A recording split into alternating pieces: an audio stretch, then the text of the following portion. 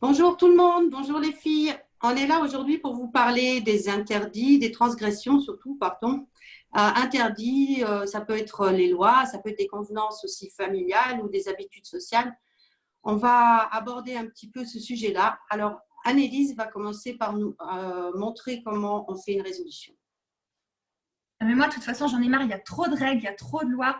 On ne peut plus du tout faire ce qu'on veut. Il n'y a aucune liberté. Moi, de toute façon, je m'en fous. Je fais ce que je veux. Donc, je sors quand je veux. Je fais ce que je veux et je m'en fous. Non, mais franchement, les filles, vous pensez pas? On fait ce qu'on veut. Enfin bon, là, je suis peut-être un peu énervée. Ok, je vais faire une régulation. On va voir si ça va m'aider. Je ferme les yeux. Bah là, en effet, mon cœur, il bat super fort. J'ai la gorge qui est toute serrée. Je laisse évoluer mes sensations. Ça descend dans mon cœur. Je laisse évoluer. J'ai les oreilles qui bourdonnent un peu. Je laisse évoluer. J'ai plein de petites fourmis dans le corps, c'est assez agréable. Je laisse évoluer, là, les sensations se dissipent. Ok, ben, waouh, ça va mieux. Bon, ben voilà, je sens que j'étais un peu énervée. Maintenant, je me sens déjà mieux et je vais pouvoir, je pense, respecter les lois tranquillement sans que ça me pose de problème. Merci. Emeline, tu avais une histoire à nous raconter à ce sujet-là? Oui, tout à fait. C'est un peu comme Annelise, en fait. Je me suis retrouvée, moi, contrôlée par les gendarmes parce que je me promenais dans des ruelles qui longent le bord de mer, mais on ne voit pas la mer. Alors, j'étais très confiante. J'avais mon petit papier pour justifier que je me promenais. Alors, déjà, je me suis fait un peu allumer parce que il ne faut pas écrire deux fois la date. Il ne faut pas changer de date. Ensuite, moi, j'ai essayé de comprendre. Je ne comprenais pas pourquoi je n'avais pas le droit. Et quand j'ai voulu demander des explications pour mettre du sens, j'ai été menacée d'aller en garde à vue 4 heures, plus de fois 135 euros pour moi et mon mari. Donc là, évidemment, je me suis soumise, mais la colère montait, montait, montait, montait. Et quand je suis arrivée chez moi, j'étais encore bouillonnante de colère. Et à ce moment-là, j'ai fait la régulation émotionnelle.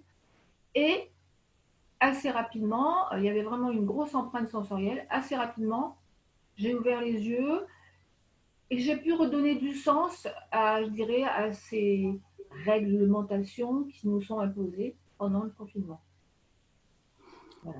Très bien. Alors là, Emeline, dans ton cas, toi, tu as transgressé sans le savoir, en fait, et puis tu as régulé après. Et moi, ce qui m'est arrivé juste tout au début du confinement, parce que j'habite en frontière, proche de la frontière suisse, j'ai l'habitude de faire une balade à la campagne où il n'y a personne. Et tout d'un coup, je me suis retrouvée face à un bandeau rouge interdit de passer. Et là, j'ai senti que pour moi, je me disais, mais j'ai absolument aucune raison de ne pas passer là. Il n'y a personne, c'est la race campagne. Pourquoi on m'interdit d'aller là? Et j'étais vraiment aussi dans cette espèce d'injustice. Alors, j'ai fait une résiliation immédiatement parce que j'étais vraiment pas bien. Et une fois que j'ai réouvert les yeux, je me suis dit, en fait, je peux choisir. D'accord? Je peux choisir parce que est-ce que pour moi, c'est plus important ici de respecter la loi ou non? Alors, je ne vous dis pas ce que je fais, mais chacun peut à ce moment-là retrouver sa liberté. D'accord? De se dire, OK, c'est une loi qui me semble juste, j'y vais. Ou elle ne me semble pas juste, j'y vais. Je Voilà. rebondis sur la notion de retrouver sa liberté. Moi, en tant que sexothérapeute, quand j'accompagne des clients, j'accompagne très souvent dans retrouver ou trouver les moteurs d'excitation dans la sexualité. Et on est en pleine transgression puisque les fantasmes se nourrissent de transgression. Et donc, dans l'accompagnement avec des personnes, je leur demande de créer un scénario érotique et sexuel qui les excite. Donc, ils commencent à raconter une histoire et à un moment donné, très souvent, ça bloque. Ils n'ont plus d'image. La scène se fige. Il y a un blocage ici qui est souvent lié à des notions de c'est pas socialement acceptable, ça répond pas à mes valeurs, le respect de la femme dans tout ça. On n'est que dans l'imaginaire. Okay, donc, pour pouvoir lever le blocage, j'accompagne les gens à réguler. Donc, ils font une régulation émotionnelle. Et ensuite, le scénario peut de nouveau se dérouler. La barrière qui a bloqué l'image de ce scénario érotique et sexuel revient et ça se remet en mouvement. Le film continue. Donc, ça permet d'aller visiter, d'être libre de penser transgressif, y compris dans la sexualité. Et comme la sexualité est faite de transgression, ça leur permet d'aller vers une sexualité plus fluide. En fait, on voit que la transgression, elle interroge complètement la liberté et le désir. Et en fait, en sexualité, on se retrouve avec, pour respecter des normes, en fait. Sauf que les normes, souvent, elles sont sociales, elles sont liées à des croyances ou elles sont éducatives. Et en fait, on se retrouve avec peut-être des valeurs qu'on a envie de liberté, de désir et tout ce qui est nécessaire à la stimulation ou l'excitation sexuelle. Et en fait, on se retrouve bloqué émotionnellement par des croyances et tout un tas de trucs éducatifs. Et en fait, si on n'arrive pas à transgresser ça, si on régule pas, et du coup, là, vu que c'est un blocage qui est lié aussi à un blocage émotionnel dû aux croyances qu'on nous a transmis, donc qu'on a intégré, donc ça nous a fait des limites émotionnelles aussi. Et en fait, si on transgresse pas ça, du coup, on n'arrive pas à atteindre notre liberté et notre désir de vouloir exprimer certaines choses. Et c'est particulièrement vrai, effectivement, en sexualité, où c'est flagrant. Parce qu'il y a plein de tabous, de limites, de normes, de croyances, et en fait, on se retrouve prisonnier de tout ça, dans une sexualité très limitée, du coup. Et avec, du coup, une limite aussi du plaisir. Tout à fait. Désir, plaisir, ça va ensemble. Hein. Ouais, mais le plaisir est moins intense si on ne peut pas aller dans penser la transgression. Ça, c'est clair. Tout à fait. C'est vrai dans la sexualité, c'est vrai aussi dans beaucoup de comportements qu'on a, d'un point de vue psychologique, où finalement on va avoir eu des règles dans la famille, par exemple, calme-toi, fais vite, reste tranquille. Et donc souvent on va avoir la première action de dire non, je suis pas d'accord. Mais en fait l'inconscient il est là et il reste comme un petit flic dans la tête. Et parfois on va avoir du mal à transgresser cette loi qui nous a été imposée de garder son calme, par exemple. Alors que peut-être on n'était pas en train de s'énerver, on était en train juste d'exprimer une colère et que le parent n'était pas en capacité de l'entendre et que là, il a utilisé ce qu'on appelle l'abus de pouvoir pour nous imposer quelque chose à ce moment-là.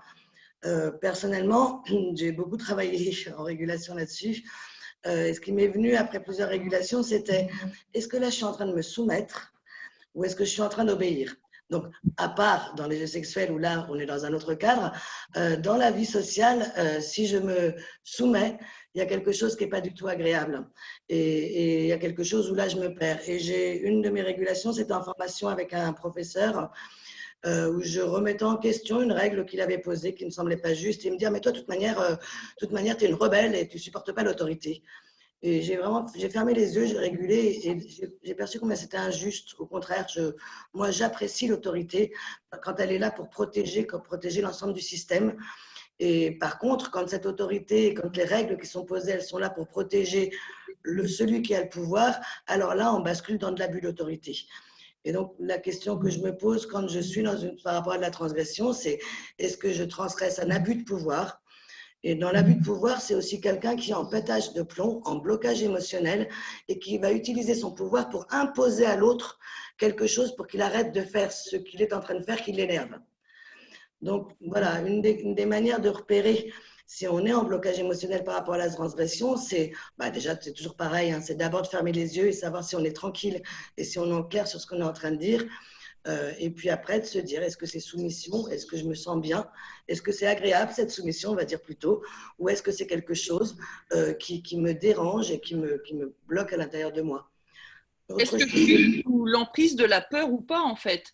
Parce que quand tu es face à quelqu'un et que tu as le sentiment d'être dans la soumission, c'est qu'en face, en fait, l'abus de pouvoir, il vient stimuler ton truc de la peur. Et c'est là, en fait, le lien avec l'émotionnel et la transgression. C'est qu'en fait, dès que toi, tu es prisonnier ou en tout cas sous l'influence de la peur, en fait, tu n'es plus connecté à toi. Donc, en fait, là, ton pouvoir de transgression, il va te permettre de te reconnecter à toi et d'être ou d'affronter le système qui te semble injuste. Mais tant que tu es sous la peur, tu passes dans la soumission, en fait. Et la transgression, elle est nécessaire là-dedans, quelque part. Que ça soit social ou ce soit dans la sexualité, est-ce que cette transgression, elle va me faire du bien ou pas? Oui, parce qu'on peut prendre énormément de plaisir à faire. Alors, je ne vous demande pas de le faire, hein, mais de faire 50 mètres dans une rue en sens interdit, alors qu'on sait qu'on n'a pas le droit, quoi. Et là, ça vient exciter. Donc, la transgression, quand on est libre de blocage émotionnel et de perturbations qui viennent noyer tout ça, la transgression, elle excite quelque part. Quand on va chercher un pot de confiture en haut de l'armoire alors qu'on n'a pas le droit, la confiture, elle n'a pas le même goût que si c'est posé sur le plan de travail et que maman dit tu manges ce que tu veux. Il n'y a pas le même plaisir.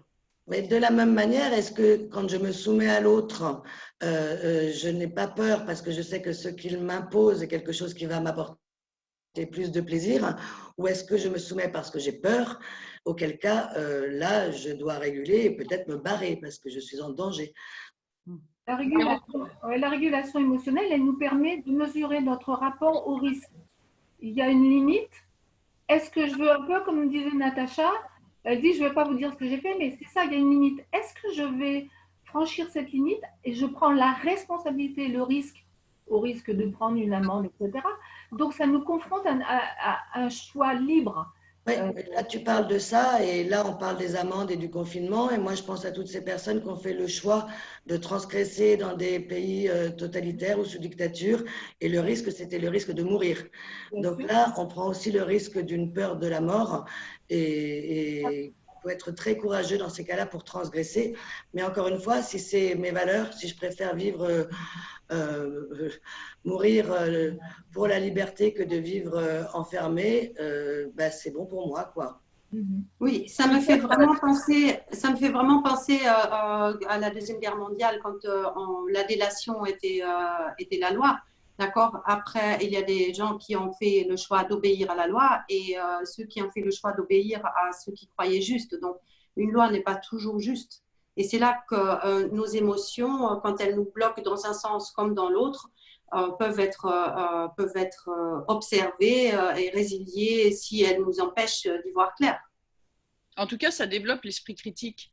C'est-à-dire que tant qu'on a cette capacité d'alignement et tant qu'on est en accord, enfin en tout cas que tout est bien en accord et qu'on est en accord avec nos valeurs, en fait, ça permet de pouvoir transgresser, mais ça développe l'esprit critique, c'est-à-dire pouvoir remettre en question, est-ce que ce qui se passe devant moi, est-ce que le système qui m'est imposé, est-ce que c'est OK? Parce que ce que disait Maëlys, en fait, au niveau sexuel, c'est ce que c'est, mais quand il y a des gros trucs politiques, en fait, c'est ça, c'est le système, à un moment, si on ne transgresse pas, il nous bouffe, quoi. Donc, de pouvoir avoir cet alignement-là pour pouvoir remettre les choses en question et ça développe l'esprit critique. J'ai envie, tant qu'on a cette capacité de transgression, quelque part, on garde notre pouvoir, quoi. Je me souviens plus qui c'est qui fait le mime de la fin, enfin pas le mime, mais l'explication qui s'y colle. Moi, j'avais proposé de le faire parce qu'en fait, au départ, j'étais super contente de faire ce thème et puis j'ai passé une nuit avec beaucoup de rêves. Très spécial et je me suis réveillée en disant oh papa on y va, on fait attention parce qu'on va respecter quand même ce que ça veut dire que transgresser. On est là tout là chez nous tranquille à dire oh je vais transgresser en allant avec le risque de 135 €, mais il y a vraiment des personnes qui ont donné leur vie et qui ont transgressé pour pouvoir faire avancer les libertés. Et donc du coup je me suis dit bon moi je vais me trouver un petit thème un peu plus simple parce que la transgression c'est aussi tous les jours au quotidien et c'est ben voilà ton enfant te prépare des belles madeleines, super belles, pour te faire plaisir aussi, pour partager avec toi. Et là, tu te dis, zut, elle est en train d'exploser ma journée sans sucre. Aujourd'hui, j'avais vraiment réussi à faire sans sucre. Qu'est-ce que je fais? Est-ce que je transgresse cette règle que j'ai posée et que j'ai un mal de chien à transgresser ou pas? Et donc, ben là, tu fermes les yeux, tu régules. Tu perçois que finalement, ben, ça t'impactait beaucoup cette affaire-là. Donc, tu observes les sensations. Tu essayes de ne pas trop focaliser sur certaines sensations. Donc, comme dit Sophie, j'aime bien, tu fais ce qu'elle appelle body scan. C'est-à-dire que si je focalise trop sur une, je mets un tout petit peu de distance et je regarde. Et les autres, il se passe quoi dans tout le reste du corps? Ce qui permet à cette sensation d'ailleurs d'évoluer, de bouger, jusqu'à ce qu'à ce moment-là, elle s'apaise. Et puis après, tu rouvres les yeux. Et puis là, tu es surpris de voir qu'en fait, tu vas prendre le temps de déguster une madeleine. Tu vas prendre un plaisir fou à la déguster avec ta fille qui est vraiment heureuse de partager ce moment-là avec toi. Et tu es même surpris de t'apercevoir que tu n'as pas explosé le paquet de madeleine, quoi. Génial. Et tu nous réexpliques le process un petit peu? Non. Non, tu n'as pas envie? Alors, je vais le faire. Alors, ou on ne le fait pas, pour une fois, après tout, ce n'est pas obligatoire non plus. Alors, parce qu'on arrive au bout des 15 minutes, donc merci à tout le monde. Je vais donc transgresser pour une fois. On ne fait pas le mime de la fin. Demain, on vous retrouve pour les hauts potentiels, pour la sortie du confinement avec Nicolas. Et merci à tout le monde et à bientôt. Ciao, ciao. À bientôt. À bientôt.